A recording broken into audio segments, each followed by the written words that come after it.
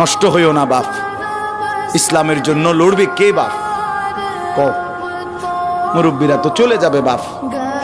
18 বছরের ছেলে, 20 বছরের ছেলে, 22 বছরের তাগড়া জওয়ান, তুমি নষ্ট হয়ে গেলে, তুমি চরিত্রহীন হয়ে গেলে, তুমি যদি সারাক্ষণ নারী ছাড়া, ছবি ছাড়া, মদ জুয়া অশ্লীলতা, তুমি যদি মোবাইলের আসক্তি ছাড়া চলতে না পারো, আগামী দিনে ইসলামের জন্য তুমি করবা কেমন, লড়বে কেমন? আগামী প্রজন্ম তোমার হাতে নিরাপদ দিন পাবে কেমন? বেঁচে থাকার নিরাপত্তা মিলবে না।